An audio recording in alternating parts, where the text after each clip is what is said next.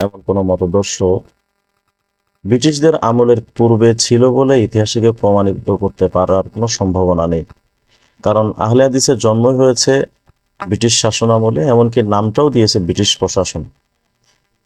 কারণ ব্রিটিশের অন্যতম একটা ফিকির ছিল মুসলিমদের মধ্যে ডিভাইডেড সৃষ্টি করা, যে কারণে তারা একটা রুলস আবিষ্কার করেছিল, একটা থিওরি, ডিভাইডেড অ্যান্ড রুলস, অর্থাৎ মুসলমানদের মধ্যে বিভেদ তৈরি করো এবং শাসন করো। এবং এই কাজটা তারা খুব কৌশলী ভাবেই তারা করতো। আপনারা জেনে আশ্চর্য হবেন, শুধু বাংলায় ৮০,০০০ মাদ্রাসা ছিল, সব মাদ্রাসাগুলো তালাবদ্ধ করে দিয়ে, ওয়াকফ সম্পত্তি, লাখেরাত সম্পত্তি সবগুলোকে বাজেয়াপ্ত করে দিয়ে সমস্ত মাদ্রাসার সম্পত্তিগুলো তারা রাষ্ট্রীয় কোষাগারে নিয়ে গিয়ে মুসলমানদের সমস্ত ধর্মীয় প্রতিষ্ঠানগুলোকে বন্ধ করে দেয়। এবং সেই মাদ্রাসা বন্ধ হওয়ার পরে সেই ব্রিটিশরা ওয়ারেন হেস্টিংসের মাধ্যমে ১৭৮১ সালে বা ৮০ সালে কলিকাতাতে একটা আলিয়া মাদ্রাসা তৈরি করে। এবং এই কলিকাতা আলিয়া মাদ্রাসা তৈরি করার পেছনেও তাদের গভীর টার্গেট ছিল মুসলমানদের মধ্যে ডিভাইডেড সৃষ্টি করা। আমি সহজ ভাষায় যেটা বলতে চাচ্ছি, আহলে হাদিসদের মূল থিম হলো মুসলমানদের মধ্যে বিশৃঙ্খলা তৈরি করা। আপনারা জেনে আশ্চর্য হবেন, ১৯৪৭ যখন ব্রিটিশ এই উপমহাদেশ থেকে বিতাড়িত হয়, তার আগ পর্যন্ত এই ব্রিটিশদের কার্যক্রম কি ছিল, আমরা যদি আহলে হাদিসদের বইগুলো যদি পড়ি তাহলে আমাদের কাছে বিষয়গুলো স্পষ্ট হবে। বিশেষ করে আহলে হাদিসের তদানীন্তন কালের যিনি মুখপাত্র ছিলেন হুসাইন বাটালভি, সে একটা বই লিখেছিল আল ইকতিসাদ ফি মাসাইলিল জিহাদ।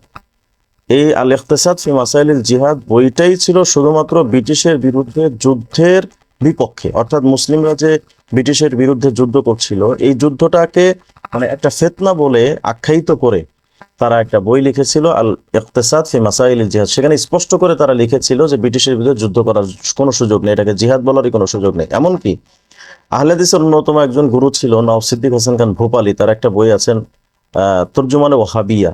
এটার ২০ থেকে নিয়ে ২৬ পৃষ্ঠা পর্যন্ত যদি আপনারা পড়েন, ওখানে বিশদ লম্বা আলোচনা, যুক্তি, তোর বিভিন্ন বিষয় দিয়ে স্পষ্ট করে এটা লিখেছে যে ব্রিটিশের বিরুদ্ধে এই যে যুদ্ধ, এটা ফিতনা, এটা কোনো জিহাদ নয়। এভাবে করে তারা ব্রিটিশের দালালি করেছিল। এবং ব্রিটিশদের যে মূল ফিকির ছিল মুসলমানদের মধ্যে ডিভাইডেড করা, তার দাবার গুটি হয়ে এই আহলে হাদিসরাই খেলার শিকার হয়। এবং আপনারা আরো জেনে আশ্চর্য হবেন, এই যে মির্জা গোলাম কাদিয়ানির বক্তব্য স্পষ্ট ছিল যে গভর্নমেন্ট বর্তানিয়া হামারা উসুল হে, অর্থাৎ এই ব্রিটিশ সরকার আমাদের মূল ভিত্তি। আমি বোঝাতে চাচ্ছি ব্রিটিশরা মুসলমানদের মধ্যে ডিভাইডেড সৃষ্টি করার জন্য অনেক মতবাদ তৈরি করেছিল, তার মধ্যে অন্যতম মতবাদের নাম হলো আহলে হাদিস। আমাদের বাংলাদেশে এই আহলে হাদিস লোকজনের অস্তিত্ব বা কোথায়? কিন্তু আমরা যে বিষয়টা দেখতে পাচ্ছি, গত স্বৈরাচার সরকারের আমলে সংসদে দাঁড়িয়ে ২ কোটি আহলে হাদিসের নাম ধরে একজন এমপি স্পষ্ট বক্তব্য দিয়েছিল যে মাননীয় প্রধানমন্ত্রী, বাংলাদেশের সমস্ত আহলে হাদিস সম্প্রদায় আপনার সাথে আছে, অর্থাৎ স্বৈরাচারের সাথে আছে।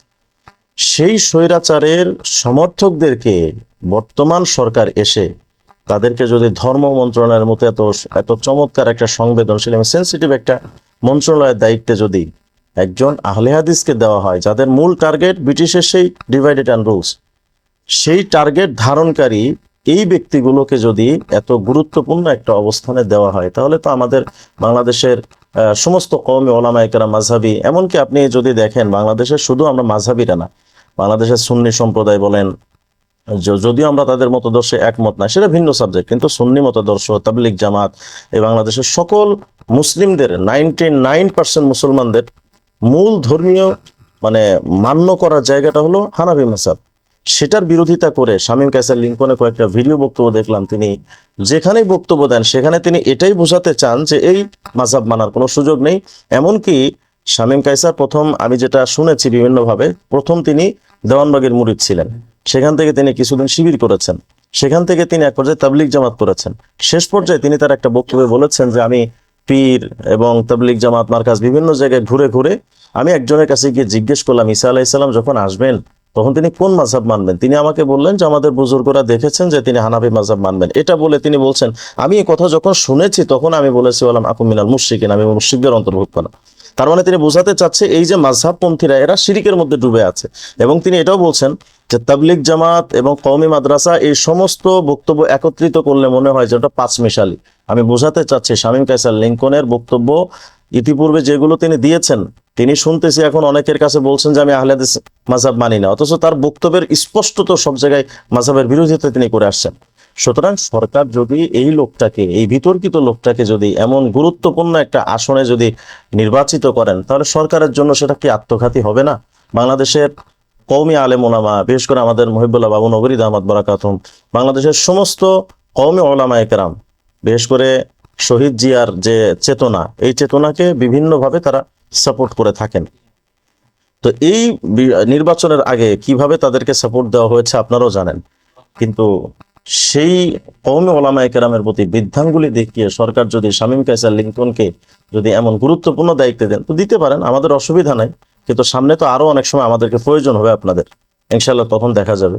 আল্লাহ তাআলা আমাদের সকলকে এই আমাদের সরকারের শুভবুদ্ধি দান করেন, এবং শামীম কায়সার লিংকনের মতো এরকম বিতর্কিত ব্যক্তি থেকে যেন সরকার নিজেও হেফাজতে থাকতে পারে, আমাদের কওমি মাদ্রাসা, আমাদের ইসলামী চেতনার মূল্যবোধ, কৃষ্টি কালচার, এগুলো যেন আল্লাহ তাআলা হেফাজত করেন। আসসালামু আলাইকুম ওয়া রাহমাতুল্লাহি ওয়া বারাকাতুহু।